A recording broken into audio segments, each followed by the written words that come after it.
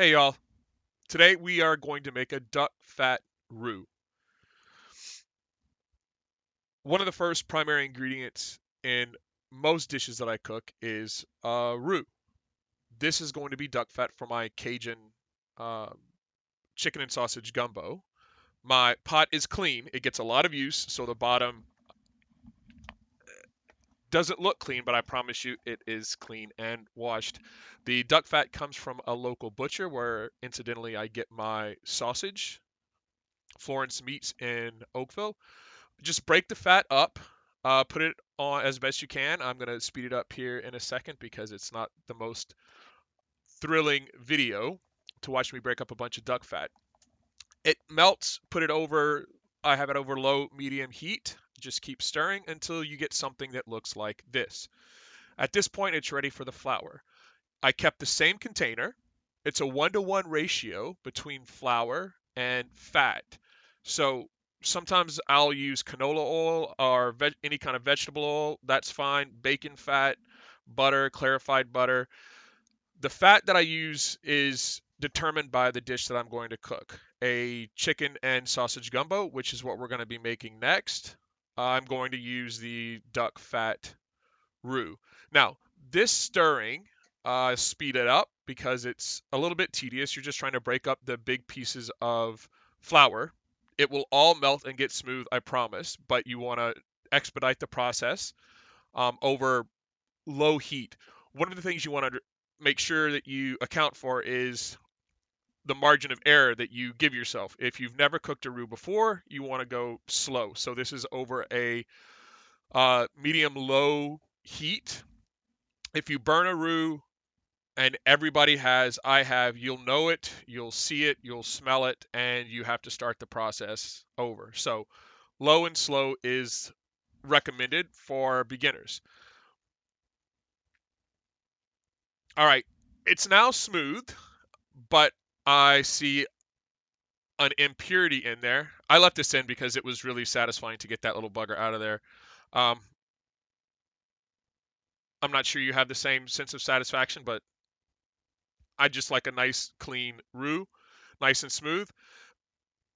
At this point, you'll start to notice a smell. It's got a very, very distinct nutty aroma, and you can see the bubbles going. There's heat applying. At this point, you do not ever want to stop stirring. So you put on a podcast, put on some music, make sure you got a cup of coffee or a drink or something like that because you're going to be here for a while. Now, one of the things that you can do as a beginner is put this in the oven at 350 and let the oven do the work for you. It takes quite a bit longer, but the margin for error is greater. Now, after, about 40 minutes or so, this is over medium heat. It starts to thicken, and you can see the difference there in color and in consistency. After about another sort of half hour, 40 minutes longer in the oven, if you're going that route, it starts to look like this.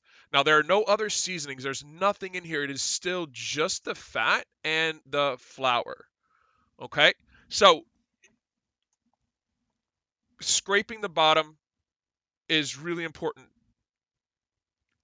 Having a flat end as opposed to a spoon where you can scrape easier is recommended. There you can see it's really starting to stick on the bottom. That's not a bad thing. The bottom will have sort of a chalky consistency, and that's fine.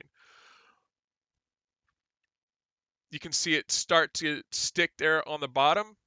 Now we are pretty well close to done. This process it can take a couple of hours if it's on the stove top. It can take twice that at least in the oven. It's really up to you, but at this point, the roux is essentially done. A lighter roux for some dishes like an etouffee, a darker roux. If I do a shrimp and okra gumbo, I actually like my roux darker than this. This consistency, this color rather, is what I'm looking for my chicken and sausage gumbo. But whether you're dealing with lighter roux, darker roux, butter roux, it's That word starts to sound really funny when you say it a lot. Roux, butter. Anyway, once you're done, you have this. Thanks for watching.